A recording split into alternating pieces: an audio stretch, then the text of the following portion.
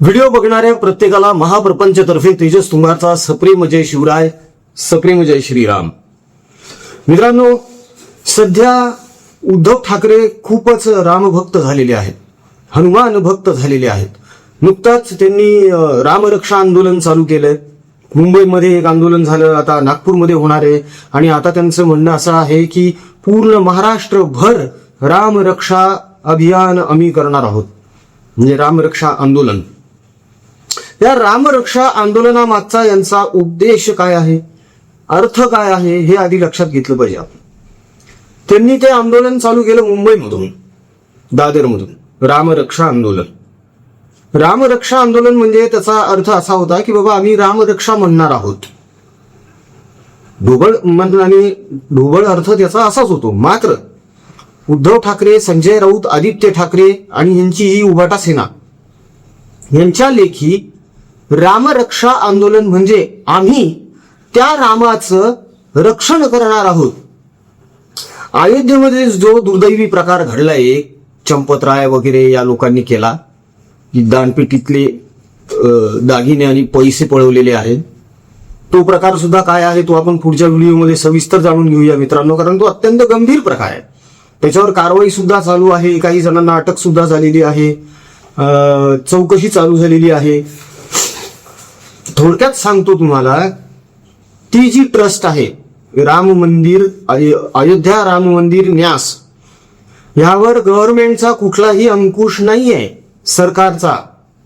त्याच्यामुळे त्या ट्रस्टवर जे लोक आहेत, त्या ट्रस्टवर जे विश्वस्त आहेत, त्यांच्यावरच हा सगळा संशय आहे की त्यांनी हा डल्ला मारलेला आहे म्हणून. आणि या विरोधकांचं सगळ्यांचं म्हणणं असं आहे की त्या ट्रस्टवरचे सगळे विश्वस्त हे भारतीय जनता पक्षाचे आहेत, RSSचे आहेत. किती दुटप्पीपणा आहे हा, किती दुटप्पीपणा आहे. म्हणजे संजय राऊत, आदित्य ठाकरे, उद्धव ठाकरे एकीकडे असं म्हणतात की हे राम मंदिर काही भाजपनं नाही बांधलेलं, RSSनं नाही बांधलेलं, कोर्टाच्या आदेशाने बांधलं गेलेलं आहे. आणि दुसरीकडून असं म्हणतात विश्वस्त सगळे भाजपचे आणि RSSचे. म्हणून एक काहीतरी ठरवा रे, एक काहीतरी ठरवा. राम मंदिर न्यासामध्ये सगळे विश्वस्त का RSSचे घुसले का? असं कसं होऊ शकतं? होऊच शकत नाही असं. त्यावर अंकुशच नाहीये त्या न्यासावर, त्या ट्रस्टवर, न्यासवर, अयोध्या न्यासवर केंद्र सरकारचा म्हणा किंवा राज्य सरकारचा ताबाच नाहीये, नियंत्रणच नाहीये त्यांचं. ते स्वायत्त आहे, स्वतंत्र आहे तो न्यास. ज्याप्रमाणे एखादा आखाडा स्वतंत्र असतो, कुंभमेळ्यामध्ये येतात ते आखाडे, त्या आखाड्याप्रमाणेच हे स्वतंत्र आहे. आता तिथे जे घडलेलं आहे ते दुर्दैवी आहेच. मन दुखावली गेलेली अनेकांची, श्रद्धा दुखावली गेली अनेकांची. त्याची चौकशी चालू आहे, होणार आहे अटक सगळ्यांना. त्यावरून हे महाराष्ट्रातले जय श्रीराम म्हणणाऱ्यांना हरामखोर म्हणणारे आता रामाचं रक्षण करायला निघालेत, आता नागपूरला जाणार आहेत म्हणे. पण मला एक गंमत सांगू का, यांचा श्रद्धेपेक्षा अंधश्रद्धेवर जास्त विश्वास खरंच. आणि आज तुम्हाला हे मी सांगणार नाही कसं आहे ते प्रकरण.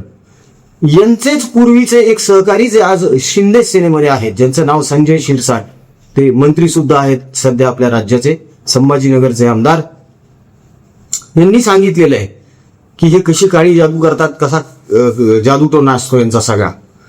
आपण ऐकूया संजय शिरसाट काय म्हणतायत ना त्यांच्याबद्दल, उवाटाबद्दल, ते एकदा ऐकूया आपण, मग त्याच्यावर थोडंसं बोलता येईल आपल्याला. त्याच्या अगोदर एक छोटीशी विनंती करतो मित्रांनो, बघा हात जोडून विनंती आहे. काही फोटोज तुम्हाला दाखवलेले आहेत, काही दाखवणार पण आहोत.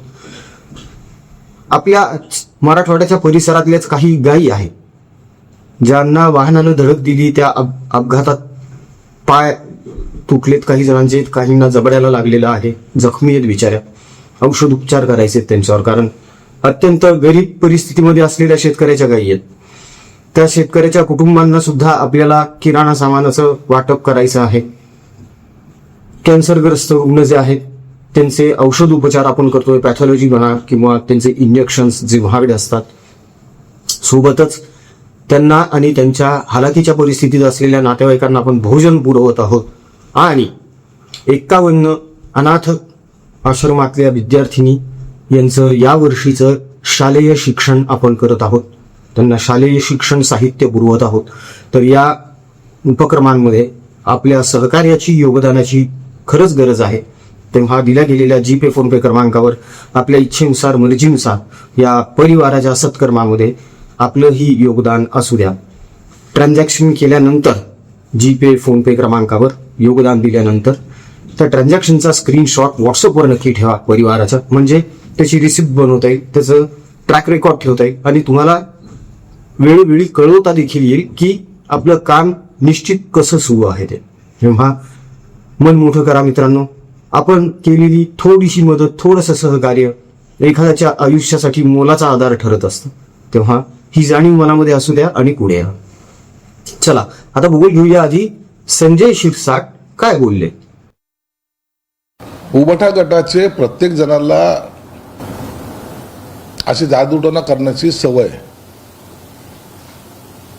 मातोश्रीवर बी बंगालचा काली जादू करणारा बंगालचा जादूगार येत असतो, हे सर्वांना माहिती आहे. आणि विनायक राऊत तर त्याच्यात मास्टर आहे.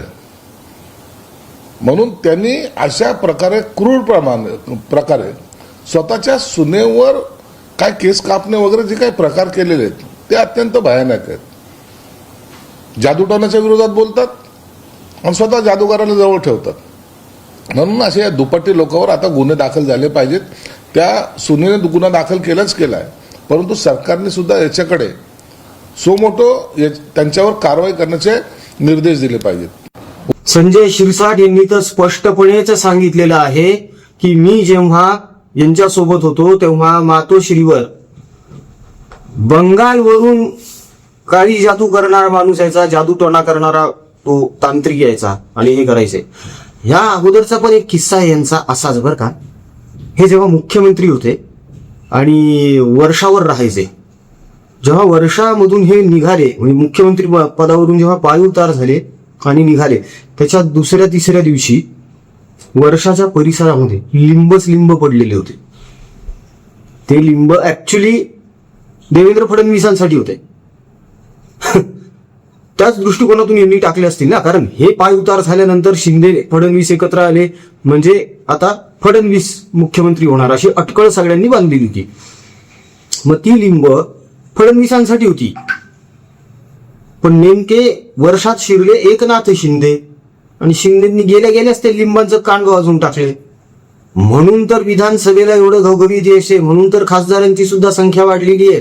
म्हणजे काय झालं, यांनी जर काही काळी विद्या केली असेल, जादूटोणा केलेला असेल तर तो यांच्यावरच उलटलेला आहे. आणि कदाचित म्हणूनच यांना आता रामाचा आधार घ्यावा लागतोय. संजय राऊत उगाच नाही बोलले की आम्ही अयोध्येला जाणार आहोत, प्रभू श्री रामाची माफी मागणार आहोत. आत्ता अर्थ लक्षात येतोय तसा की यांना अयोध्येला जाऊन प्रभू श्री रामाची माफी का मागायची आहे. कारण आतापर्यंत यांना कधीच राम आठवला नाही. सतत नावं ठेवत आले. कोर्टाने बनवलं म्हणे मंदिर, कोर्टाने. यांना कल्पना तरी आहे का, देशभरातून चांदीच्या आणि सोन्याच्या विटा पोहोचलेल्या होत्या मंदिराच्या बांधकामासाठी. माझ्यासारख्याही सर्वसामान्य माणसानं देणगी पाठवलेली तिकडे. आम्हाला तर आमंत्रण पण नव्हतं तरी आम्ही जाऊन आलेलो आहे. मी तर माझ्यासोबत 25 लोक घेऊन गेलो होतो गेल्या वर्षी, यावर्षी पण घेऊन जाणार आहे आपल्या परिवारातर्फे. यांना तर निमंत्रण होते ना सागर संगीत, तरी गेले नाहीत हे. तेव्हा नाही राम आठवला यांना. सत्तेत होते तेव्हा मस्तीत होते. काळी जादूटोणा चालू होता यांचा सगळा. आता सगळं अंगलट आलंय, आता सगळं उलटलंय अंगावर. देवेंद्र फडणवीस यांनी सुद्धा भाषण करत असताना टोमणा मारला यांना एक, की 145 पूल बनणार आहेत आता याचे रेल्वेचे पूर्ण महाराष्ट्रामध्ये. आणि त्याच्यासाठी आम्ही कोंबडं कापणार नाहीये, त्याच्यासाठी आम्ही सही करणार आहे आणि योग्य सही केली गेली आहे. 3 वर्षात काम होणार आहे हे देवेंद्र फडणवीस बोलतात. बघा, फडणवीसाठी सुद्धा संदर्भ दिलाय कोंबडा कापण्याचा. म्हणजे राजकीय वर्तुळातले हे जे सगळे आहेत यांना ठाम माहिती आहे मातोश्रीमध्ये काय काय प्रकार घडतात ते. जुनी मातोश्री म्हणत नाहीये मी, नवीन मातोश्री यांची ती 6 मजली. आता विचार करण्यासारखी गोष्ट आहे मित्रांनो. असे हे लोक ह्यांना काय पावणार आहे राम? ह्यांनी किती हनुमान चालीसा पठण केला, किती रामरक्षा पठण केली, काय होणार आहे? काय फरक पडणार आहे ह्यांना? ह्यांनी पाठ तरी केली असेल का रामरक्षा? बरं, रामरक्षा सोडा, चला हनुमान चालीसा ते पण सोडा, चला मारुती स्तोत्र ते तरी येत असेल का यांना? अजिबातच नाही. आणि हे लोक काय म्हणतात, आम्ही रामभक्त, आम्हाला हिंदुत्व शिकवू नका. अरे, हातात घेतलेलं पुस्तक वाचता येत नाही तुम्हाला आणि तुम्ही हिंदुत्वाच्या गप्पा करता.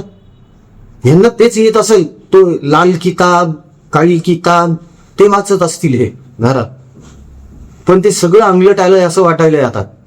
तुम्हाला काय वाटतं? हे जे प्रकार करतात हे असले, हे ह्यांच्याच अंगलट आलेत का? कदाचित म्हणूनच अशी अवस्था झालेली आहे आज, मला तरी असंच वाटतंय. बाकी यावर तुमचं काय मत आहे तुम्ही कमेंटमध्ये निश्चितपणे कळवू शकता मित्रांनो. लवकर कमेंट करा, आमचा कमेंट बॉक्स वाट बघतोय तुमच्या प्रतिक्रियांसाठी. जाता जाता विनंती आहे मित्रांनो, आपण जे आवाहन केले अनाथ विद्यार्थ्यांसाठी, आपल्या अपघातग्रस्त गोमातेसाठी, कॅन्सरग्रस्त रुग्णांसाठी आणि आपल्या बळीराजाच्या कुटुंबासाठी, त्याला कृपया प्रतिसाद द्या, साथ द्या, आशीर्वाद द्या, पाठिंबा असू द्या, सहकार्य करा आणि योगदान द्या. कारण काम खूप मोठं आहे, कार्य खूप मोठं आहे आपल्या परिवाराचं, म्हणून हे आवाहन. जीपे फोनपे क्रमांक आहे, त्यावर योगदान दिल्यानंतर त्या ट्रान्झॅक्शनचा स्क्रीनशॉट व्हॉट्सअपवर टाका परिवाराच्या, म्हणजे त्याची रीतसर पावती बनवता येईल, ट्रॅक रेकॉर्ड ठेवता येईल आणि वेळोवेळी आपल्या परिवाराचं कार्य कसं सुरू आहे हे तुम्हाला सांगता येईल. तेव्हा हात जोडून पुन्हा एकदा विनंती मित्रांनो, माणुसकी मनामध्ये जपा आणि या सत्कर्मामध्ये पुढे या. व्हिडिओ आवडला असेल तर व्हिडिओला लाईक करा, कमेंट करा, शेअर करा, चॅनलला सबस्क्राईब करा. जय हिंद, जय महाराष्ट्र, वंदे मातरम, जय शिवराय, जय शंभूराजे, जय भवानी, जय जगदंब, भारत माता की जय, जय श्रीराम.